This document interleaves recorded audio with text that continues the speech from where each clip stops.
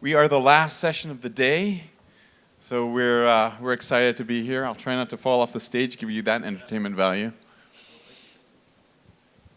As you can see, our headshots match the people that are here. Where is Todd? Here he comes.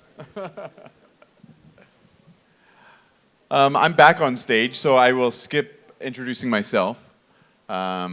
But why don't we start with Elias down at the other end. If you could take a minute or two and just explain who you are, what your company does, and just why you're here. Yeah, hi there. My name is Elias. I'm running InterNetX since roughly 2 years.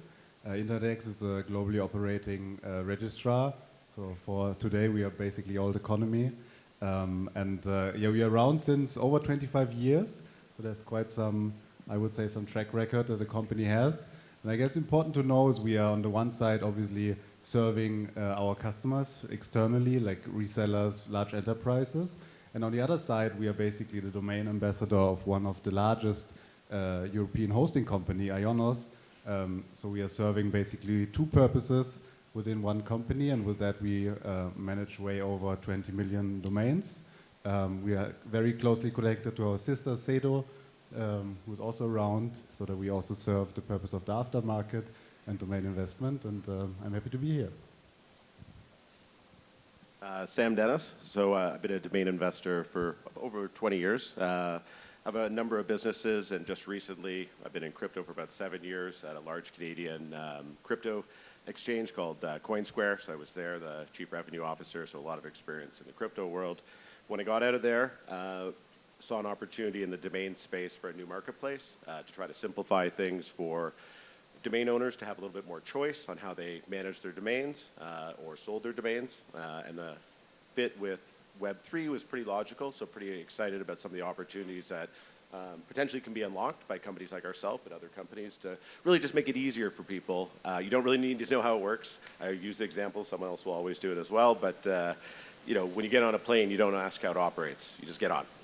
And it's really key that you give those type of solutions to your customers, because if you get caught up in the nuances, it doesn't work. My name is Todd Han. I'm based in SF, California. I started Dynadot back in 2002. And the reason was because my mom asked me to build her a website for her vacation house in Mexico. And I used another registrar. And I just thought, wow, I could do a better job than at the control panel than they did, you know. And I was young and naive. I didn't even write a business plan. I just applied for ICANN. And ICANN's very open, you know, I'm a nobody, and they still approved my application. Those checks and balances. Yeah, exactly. And that's one thing I like about our community. It's open to ideas, which is also why I'm here today. And 20 years later, Dynadot, 150 employees, 6 million domains under management, number 5 registrar in the world. And thanks a lot to you guys. Yeah. Hey everyone, this is Darpan Munjal. I'm the founder of Atom.com.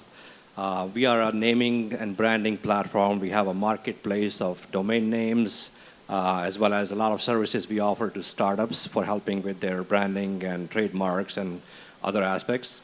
My story is very similar to Todd. I launched, it used to be called Squad Help back then. I launched this mainly as an accident because I was struggling to come up with a name for another venture that I was looking to launch, and I thought it'd be nice to have a crowdsourcing platform where companies could run naming competitions, work with a lot of smart and creative people.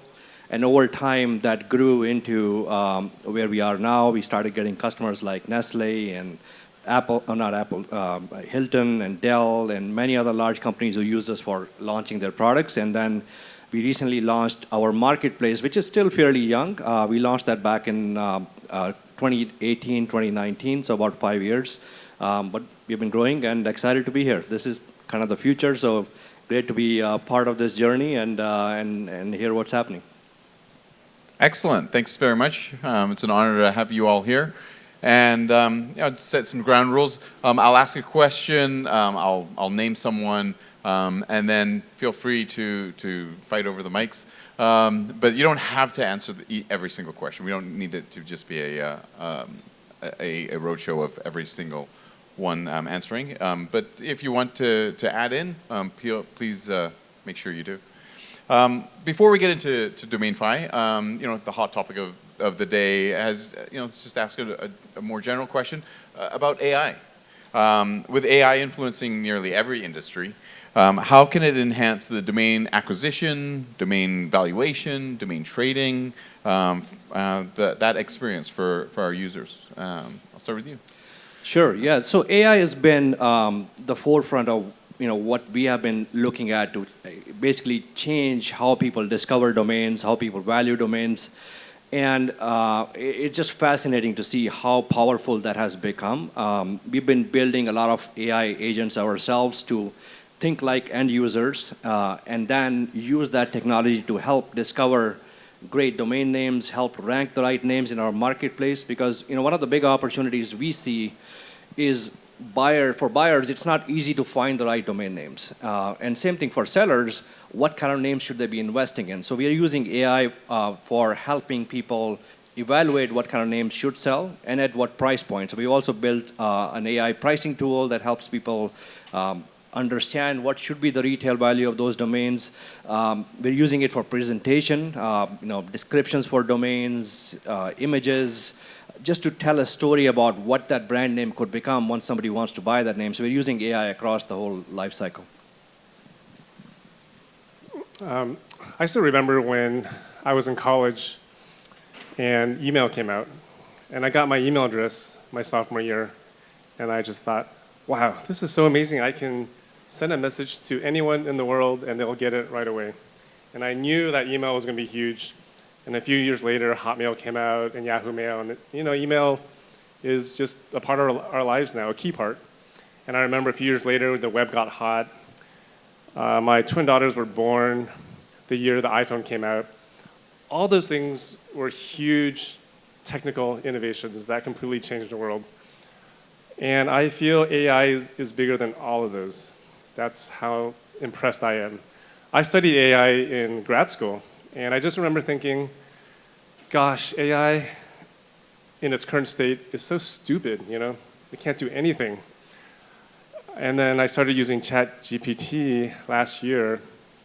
And I swear to God, I thought there was someone on the other side chatting back to me. That's how smart it was. I couldn't believe like a machine could make these kind of responses. And I speak a little Spanish, so I started typing to it in Spanish, and it replied to me in Spanish. And I spoke a little Chinese to it, and it replied to me in Chinese, and I'm like, this is going to change the world. And I knew then and there. So what do we do with it? We built a domain appraisal tool. That's something that we could not have done 2 years ago. And we use AI to break the domain down into words. It understands languages, it understands like syntax. That's stuff that if you're like building 10 years ago, it would be a team of like 100 people. But now we have a team of 3 people building appraisal tool. So that's one way that AI has helped us, at least.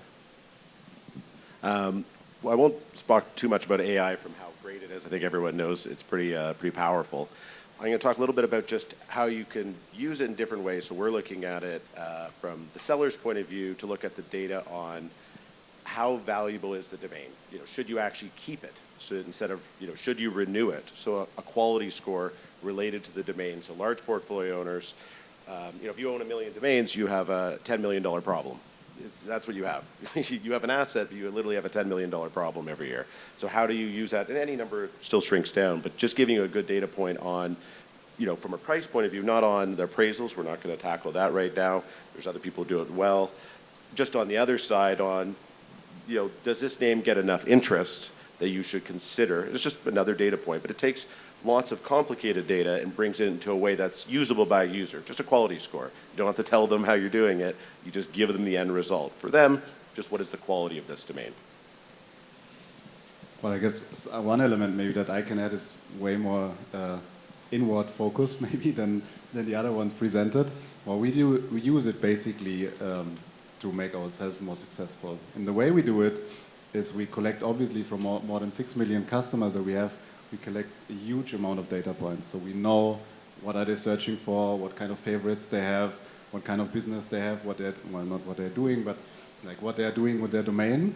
And at the end, what we are doing out of the portfolio of over 20 million domains within 10 brands and 18 regions across the world, we just know if there is availability coming up, like other domains expiring. Is that something we can use as a matchmaking to upsell our customers? So at the end, what we do, we try to simplify it in a logic saying what we want to achieve is we want to have a customer finding the best possible domain for the interest that we know that this person has. And on the other side, what we want to do is that a domain is able to find a customer on its own. So the other way around, if we have something in our portfolio, that we will find the perfect customer for that domain and present it in that direction. Great. You're all leaders of your organization. And as the market dynamics evolve rapidly, how do you balance the need for constant innovation, like DomainFi, while maintaining reliability and trust with your existing users?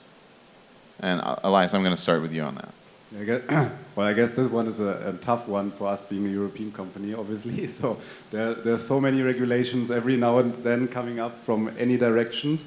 So, I guess the trust element is on the one side something that is kind of like in our genes. So that's what we stand for on the one side. On the other side, obviously, as you said, we need to balance it with innovations. And obviously, that's also why I'm here. In essence, what we do is we obviously can't be, or in a lot of dimensions, we cannot be the very first mover or even the early adopters, but we always try to find on new technologies that we can simplify the use cases for our end customer. Because at the end, like, nobody of our customer cares about the drill, they just want to have a hole in the wall. And this is what we want to see, is there new ways of getting a hole in the wall, then we can sell it and make it even more comfortable for our customers. And that's the way how we look at it. I guess being a startup, is kind of where we are. We're very early in our journey. We can take some more chances. So I'll talk a little bit about the hockey one as an example. Richard presented something on stage, which was really his vision, what he wants for that domain, all the things that he'd love to be able to do with it. But somebody has to actually do it. The companies that are here, a lot of them are the nuts and the bolts. But some people have to build stuff on top of that for it to work. All those things that we've heard about people getting liquidity and getting it on-chain. Yes, you can do all those things, but somebody actually has to do it. So we'll be taking that name as an example and trying to actually implement the solution in a simple way for customers. So Web 2 customers, the average customer, can get that experience that they're looking for, which is more liquidity. In this case, potentially raising funds for it. The average customer is just selling the domain. But can we simplify it in a way that's usable or something more similar to the customer experience? So we can take a little chance on that, but we'll do it, for any business, even if you're a startup, you normally hedge your bets, so it's not our whole business, but we'll test that solution out. That's a great name, obviously, so it's worth testing stuff. Well, I see domain names as assets, digital assets. And if you think about domains that way, the registrar is kind of like a bank in a way. So trust is extremely, I would say, probably the most important thing. And so, how do you build your team so that people trust it? I think about stuff like that. We don't have a portfolio, so we have no interest in your data or your account. Those are things that we think about to make sure that we are trustworthy. So as far as blockchain, I'm very open to it. I think there is a tremendous amount of liquidity in the NFT markets. I just want to make sure that the trust is maintained. So I don't believe there is a conflict between innovation and trust. I've actually found, based on how we have operated, the more innovation we focus on, that has resulted in more trust. Our approach has been test, iterate, fail fast, and keep testing. And the point about this is to be open about what you have learned, what has worked, what has not worked, and being very transparent, very authentic leads to more trust. So that has been our approach, where we've been just pushing new ideas, trying new ways of finding domains, selling domains, helping buyers with more tools, sellers with more tools, and over time that has allowed us to grow fast because people have more trust in how we operate and how we are open about our experiments. Thank you. It's very insightful. So Todd, what would you say, Web3 and crypto, high stakes game, big risks, big rewards. What would you've been in the business running your registrar for 20 years. Can you share a bold initiative that your company has taken and how it's paid off? Could be recent, could be at the beginning. Yeah, well, I should probably admit that I'm a little behind on blockchain. I have been trying to learn more lately, so I'm a bit of a newbie. One thing we did last year was we started accepting crypto payments. So we accept Bitcoin, Ethereum, like, the top 20 payment methods. And, my mistake, I actually think we should have been doing that a lot sooner.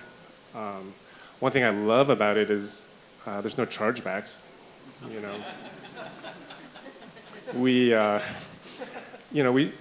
our margins are about 7% on a domain. Credit card fees, servers, staff, whatever. We don't make a ton of money. So when those chargebacks come in, extremely painful. So I love that about crypto. I love how the transaction fees are low. So I think it's a wonderful invention. Whoever thought of it, distributed ledger, it's brilliant actually. So that's what we've been doing. We kind of missed the whole handshake thing, and so I'm trying to catch up now.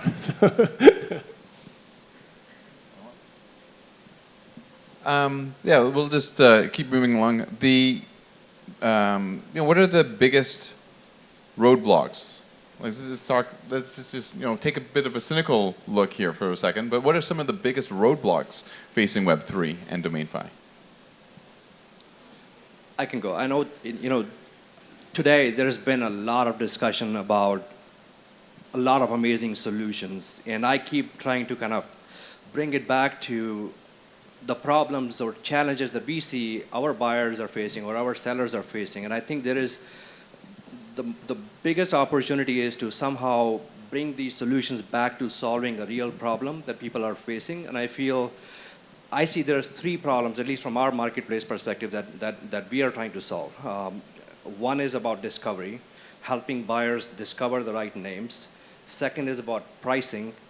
How do buyers trust the price that you have listed a domain for, and how do you help sellers set the right price for those domain names? Because pricing is very subjective, and there is many different ways to think about pricing. And if it's so opaque and if there's not as much data available, that inherently leads to lack of trust. And the third, which is purely from a seller's point of view, is sell-through rates. I mean, the thing that sellers or domain investors really, really care about is how do they sell more domains. In this industry, 90% of domains never sell. A good seller, their average sell-through rate on a yearly basis is probably between 2 to 3%. So what can we do as a marketplace, as a platform, using some of the technologies we have now or the ones that we are thinking about to help increase that sell-through rate? That to me are the 3 big opportunities and challenges that we are trying to solve, and I feel any new solution should be looking at those as well. I'll go. So from the crypto point of view of the benefits of crypto, talking about liquidity, everyone's looking for that. I think on our side we want to try to make it simpler for the people on the left side, which I'll call the Web 2, to take advantage of potential liquidity. But really the first part is getting it, getting that access, so getting it online. So excited to do some work here with the groups to just simplify the process. You don't actually have to know. So like what Stripe did for payments, which, you know, everyone does credit card payments, but what Stripe did is made it so simple to integrate, and that was the key. It's not like they do anything different, the credit card providers, but Stripe is a $1 trillion company. So they provided a simple way for business to integrate, and what we're hoping to do is the same thing for domain sellers. You know, you can still sell any different way you want to do right now, but to give another option. It's just an option. How much liquidity comes from it is another side of the story. How do you actually get those Web3 people with liquidity or potential liquidity to want to buy a domain and feel trustworthy about buying a domain? And that process, that's another part of the challenge. But first part is getting the domain into that ecosystem.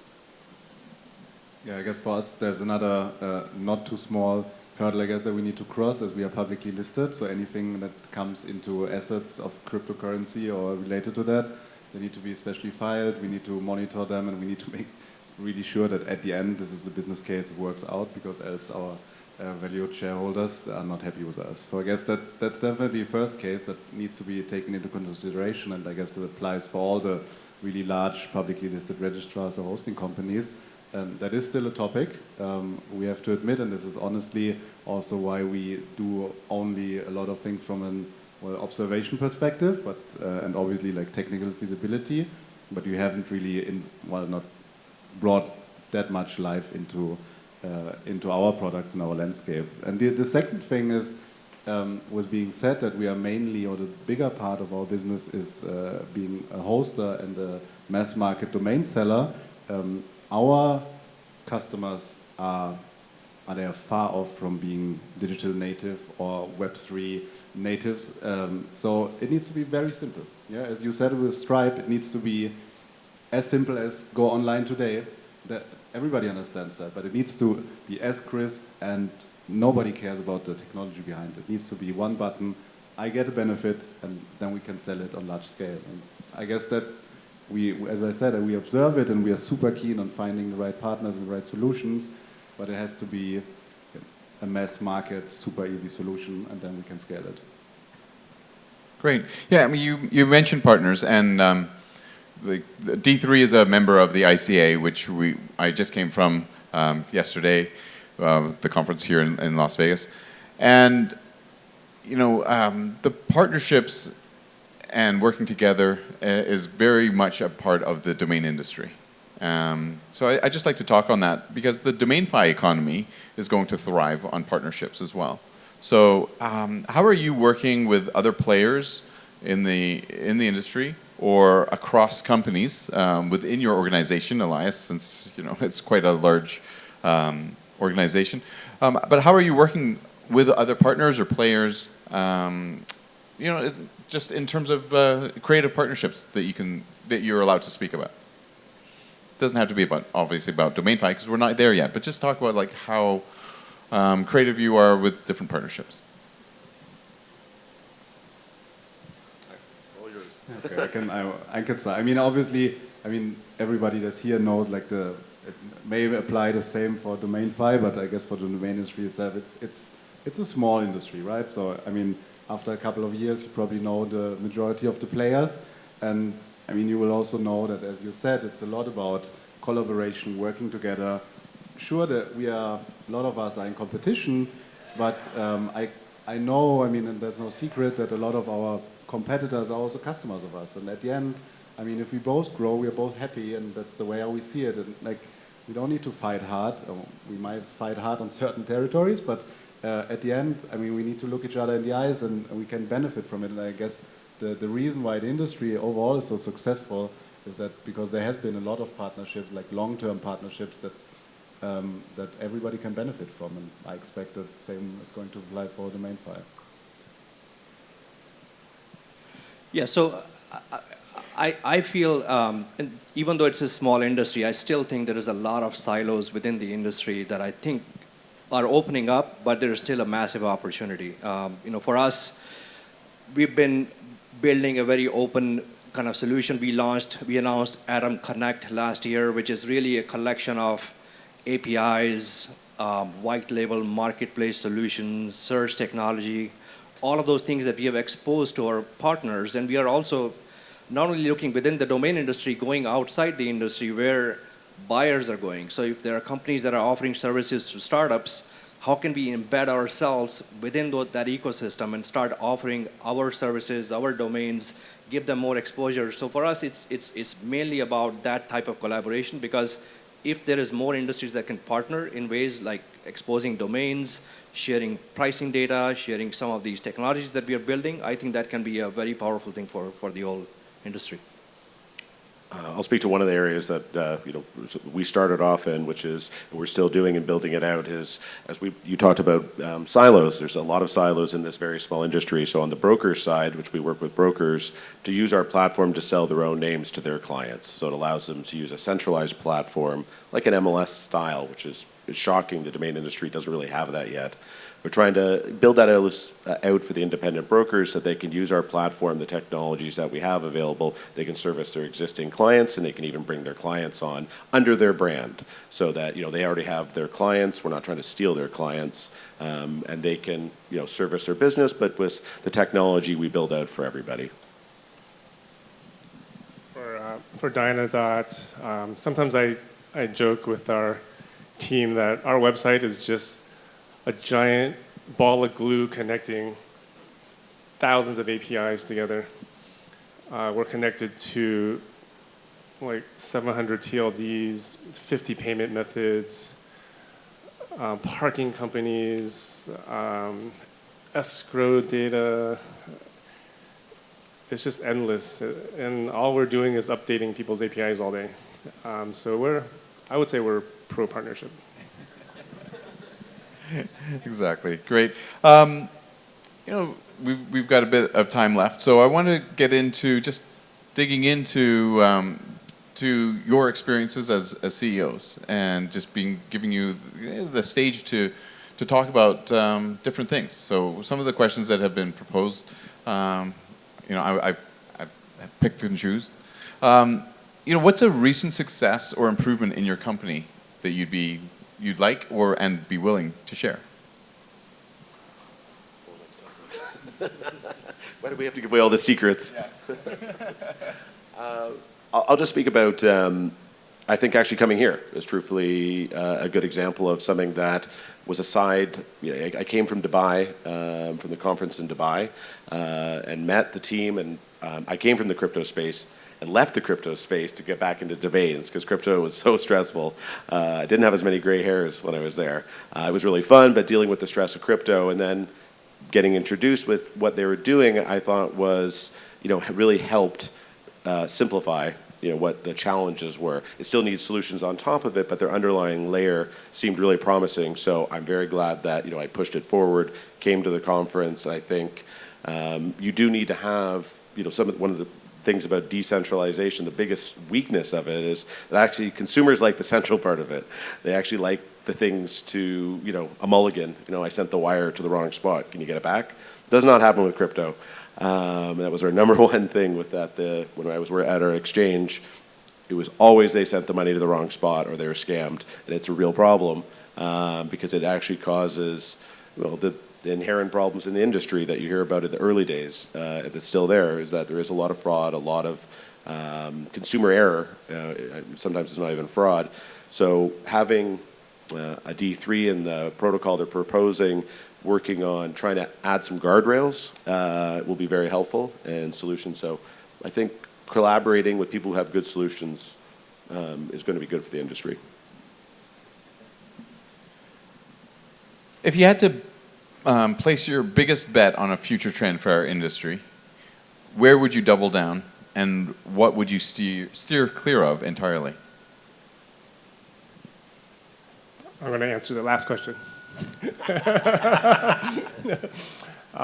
When I started Dynadot, there were only about, I think, maybe 3 or 4 TLDs, com.org. I think there's maybe been another one. And then there were 100 and something CC-TLDs. So my goal originally was to add every single TLD in the world. And so that meant mostly adding CC-TLDs. Somewhere along the line, we got derailed by the new GTLD launches. And so we've been working on that for the last 8 years. But now recently we've been going back to the original mission, and we've been adding a lot of ccTLDs to our system. And so that's kind of our new exciting thing for last year. One thing I would add from a biggest thing that I'm excited about, I feel there is going to be a paradigm shift in terms of how, in the world of operators and agents, buyers engage with our types of marketplaces or use cases to help find brand names. And I think that will have massive implication across our industry in terms of how the websites are structured, what kind of offerings they have, the brand, the way a brand plays a role. So I think there is going to be a lot of changes in terms of leveraging the metadata about domains to help these agents discover the right domain names, building connections between words to help people find the right name. So I think there is a lot of opportunity on the discovery side that I feel will be even more critical in the new world where agents and operators are involved in helping buyers discover those great names. Yeah, well, I guess one element that I think is going to happen more and more, and something that we see already, is that like the classical segments in between, like primary market, secondary market, and maybe even alternative sources like expiring domains, are going to become one at the end, from a customer perspective. So we see that the more, well, either you have your own portfolio, your own assets, but also being connected to other sources where you can go more domains that are currently available in the primary registrations. I guess that is definitely a trend that we're going to see, and AI and data will support to make that more efficient, so that, basically at the end it's a bit like a Google. If you search for a domain, it needs to be, you only have a very small amount of spaces that you can fill, and you need to fill them as efficient as possible, and it can't just be primary, maybe premium, or maybe some kind of models of aftermarket. It needs to be seamless from a search and from a purchase perspective. Area I'm most excited about, but it's not really there yet, but people have been talking about, is the liquidity side for trading. So the concept of trading domains or tokenizing it and being able to trade it, but like a true stock, where stocks trade a lot, right? That's where real volume comes from. It doesn't come from trading once. Even NFTs really didn't do that well there until they actually got, to crap, where they, where all Bored Apes became a certain price, because then you were just like, you're just trading, the market makers could trade every day because they knew the next day would be pretty similar. It's not as, domains don't really work that way quite yet. Being able, you can't just lump in all the 3 letters because you say they're all the same. Well, at least they're 3 letters. That's not really how it works. There's a wide variety of prices in there. So the solutions aren't there yet, but as people start tackling it, there'll be a lot of people who start to try different solutions, and lots of them will not work. But I'm excited to see how that progresses to try to create some market, a true marketplace or true trading, more similar to how stocks work, where you need to have volume for it to work. And we're not there yet, that's for sure. Great. Just in the last few minutes, Sam, you just touched on this, but what parts of DomainFi are you planning on embracing? And what areas, this is a 2-part question, what areas do you have concerns about? Well, it was very helpful since we worked on these questions together. We were just doing it beforehand because the questions they gave us were a little difficult to work with. Thanks for putting your input in there. Anyways, for me, I'm going to take it from 2 approaches. So I'm going to take it from, we'll do the simple one first, which is just buy and sell. That's bread and butter. So being able to put a domain on the blockchain and someone to be able to buy it for a set price. That's actually relatively easy. I'm not going to go into the nuances how it's all going to work right now, but you can chat with me later if you want to. And then Richard's example, which is actually much more complicated, of putting a domain up and being able to raise capital on it or to take a loan on it, where you're paying back the loan. That's a little bit more complicated. That'll be the other one, which the areas I'm not going to play with is fractional ownership right now. It's too early for me, in my opinion. And some of the more exotic ones, the risk is too high for the reward. I think try to give consumers what they're actually looking for in the beginning, which when I'm saying consumers, I'm working with the sellers, right? If it's more, it's like they want to just sell more domains, is the biggest thing. So try to give them that solution. Maybe somebody else, maybe another startup will, play around with some of the more exotic ones, and I hope they do. They have some great, I want that, but we're gonna stick to.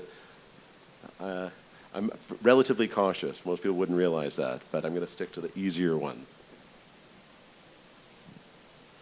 For Dynadot, I just started learning about blockchain last year at ICANN Puerto Rico, so early last year. So I would say I'm still in the beginning of the learning process. I am convinced there is a lot of liquidity in the NFT markets, and I am convinced that there should be some tokenization solution, but I'm still trying to figure out the best way to do that. Yeah, we would love to eliminate inefficiencies wherever possible, and I think this solution helps us do that in many aspects, from a purchase to transfer. So the more we can automate, the more trust that we can build into that whole process, I think that will be something that we will happily embrace. On the other side, I think there is, and it was brought up earlier, I think the important part is to keep that technology and solution as simple as possible, because a customer that is coming to our site, if they're launching a pet food business or a beauty salon and they just need a simple domain name, they don't know anything about blockchain, they don't know anything about a MetaMask or any of those transactions. So we need to keep that experience as simple as possible while abstracting all the complexity behind the scenes using a technology that makes it all happen. So if we can do that and make the process more efficient, fast, more trustworthy, I think that's the best outcome we can achieve. Great. We've got time for one last question. That is, what is one niche or overlooked opportunity in our industry that's primed for growth and deserves more attention from our industry? I think one is just the wholesale side of things. One thing that is different about domains, there's been a lot of discussion about how that compares to real estate. In domains, there are two levels of pricing. There is a wholesale pricing, which most domain investors trade at, right? They buy and sell domains at a wholesale price, but they sell them at a retail price, which is typically about 10x of what you would buy it for, just because 90% or more of those domains never sell. So they do have to build in that multiple to price that high enough so that they can kind of, make some overall profit overall on their portfolio. So having more opportunities for people to trade these domains at a wholesale level, I feel there's still a very underrated and an important opportunity that will help people get more investors involved in this process, because right now that process is fairly opaque and a lot of those transactions happen in an unstructured fashion. And to me, building more structure in that area can bring in a lot more people into this industry. I'll speak, I guess, for one of the things, it's relatively similar to that. It's just in the area of valuing trust, I guess. Like, domains themselves are more like art than they are real estate, truthfully. They are very subjective on the value of it, so it's actually very hard to know what is the true price. And as you said, there's a wholesale, there's a retail price, but for trading to occur, kind of has to trade at wholesale for it to really work. And then so having institutional investors being able to trust that they can buy it for $10 and sell it for 11, or buy it for 10 and sell it for 9, you kind of need that. You can't buy a name for 200 G's and you can sell it for $10 or $20, or sorry, 20,000, sorry, more realistic. That's very speculative, right? That's difficult. That's why, as you as a domain investor, a lot of us, maybe not all of us, but a couple of us are definitely domain investors. That's how we make our money. We speculate. We buy names for cheap and we speculate they'll be worth more. But that doesn't translate well into getting institutions buying domains as an asset class. That's just not there yet. So that hopefully some more work can be on there. Maybe we have to do we maybe take a few domains or a few areas in domains that we can kind of transition into that. And someone hopefully will look at that as a project. I think that would be interesting to prove it's possible first. Then I think that would be helpful. Thank you very much.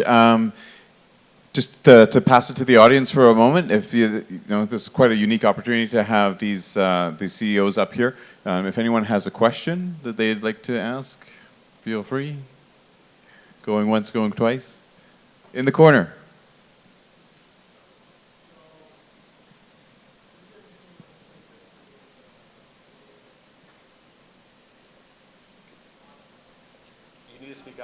we're going to pass you a microphone so we can hear you. The new TLDs in 2013, now that we're, 12 years past, is it a success or a failure? So we're definitely seeing a lot more openness from entrepreneurs who are more willing to launch their businesses in alternative TLDs. However, that's limited to select few, IO, AI, XYZ, few more. That's where we see most of the demand. Still, 90% of people are wanting to buy .coms. For the remaining 10%, that pie is split between some of the 4 or 5 large TLDs, and beyond that, it's a very fragmented market. For okay, Dynadot, we have 6 million domains under management. We have 200 TLDs that have less than 100 registrations. There you go. Yeah. I mean, if you've ever worked in branding, my experience is in advertising. It needs to be memorable, and it needs to be translated into different areas. So .com, just like Beta and VHS or Bitcoin, it's really a brand, right? VHS became or Bitcoin at least has become a brand that people know. .com has won the trust, so it's easily translatable to any jurisdiction. So it's always the gold standard. Now that doesn't mean there's outliers. So AI works if you're AI, but it's definitely not the country code. No one knows what country that is. But that's actually what it was. They just repositioned it, so it worked. And .io, came from developers saying it looked cool, and that became successful. But most of the other ones just never have really got volume. But there's probably successful. There are ones that are successful from a revenue point of view that they make enough that it makes sense, which is fine. As a business, if it makes money, it's successful. The next round will be very exciting to see, what new ones people embrace that'll work, and I think some of them do have potential to actually get really good market penetration that people are trying for, obviously. But in volume, I think it'll be .com from the sense that my dad knows what it is. So there you go. He needs to translate that, because they'll just type it in. That's the problem. They're just going to type in the .com. I'll also jump in on here. I've been in the domain industry for, 25, 30 years. And I think it's premature to answer that question because, I bought stock.photo, stock.photos, stock.media. And when I bought them, I overpaid for them, right? They were sold at an auction. Someone bought one for $15,000 and I paid him $30,000 so that I could match it up with mine, right? Doubled his money in the audience. People are, you're crazy. Absolutely, I'm overpaying, but I don't plan on using it. My son's in the crowd here. He will develop it. This is a generational change. So is it a success after 12 years? Maybe, maybe not. Some of them are definitely a success. Some have hardly any registrations. But some of these are just like a house waiting for a tornado to come along. And that might happen in 10 years, might happen in 15 years. But it's, Michael from Team Internet, his daughter did a presentation last August in London at a conference. And it was about a study she had done on the next generation's openness to new TLDs. And it was very eye-opening because, up here, Sam's dad knows .com, but the 12-year-old, 13-year-old, 14-year-old, when they're registering a domain name, they don't want a .com. They want something like .live, .xyz, .horse, just for kicks, right? .sexy. I mean, I come across some TLDs, and I'm like, that's a TLD? Right? And I'm in the business. But the new generation is much more open, right? We have, I might be the oldest one here. We have a false sense of privacy. Right? We're talking about privacy, privacy, privacy. Well, privacy is not assumed by young people anymore. They're like, you want to keep my data from TikTok? I'll go hand it directly to them. What's the new app? Red something? Red Note. Red Note, right? They have a completely different concept on, and so we have to be recognizing that a new TLD does not have to have 1 million subscribers. It doesn't have to be an XYZ. An XYZ, Daniel Nagari has done a phenomenal job with XYZ. But that's not what you have to measure all, .horse is not going to be measured the same. But, let's wait another 12, Especially if you have or a use 24 case. years. But I think if you have a use case for it, the presenter before us, with football or .football, I forget the last. Yeah, it doesn't really matter if I like it. Their clients are going to love it. So I like .com, so I'm jaded towards that. But it will be successful for them because they made it successful. It was almost irrelevant. They could have called it anything. And that's what's powerful about if you have a community that right of the .com could be very powerful to your community and enhance value. But you gave the value. You provided it to there. So I think there are use cases that any TLD could be very successful. And I think Richard actually... There is one very good use case for the new gTLDs, which is SEO. If you could get the TLD like stock.photos, both your keywords are in the domain. I think Google denies it, but I think they do weigh having that exact match more higher in the search results. So there is one use case for new TLDs that's very powerful. All right, we're just going to wrap this up. And I think that, with Dominion, thank you for allowing us to be on stage here. But Dominion isn't going to be measured as a success in a year or two. I think we're going to be looking back in 5 or 10 years and saying, okay, how did DomainFi do? It's not a measurement of 6 months or a year. And same thing with the new TLDs. And it's sometimes, it takes the elder millennial here to say, be patient. It doesn't have to be an overnight success. I've been doing domains for 28 years. And be patient. But there's a lot of exciting things happening in this industry, DomainFi being one of them. So thank you very much for contributing. And I believe that's a wrap for today. But I will, closing comments. Thanks, guys.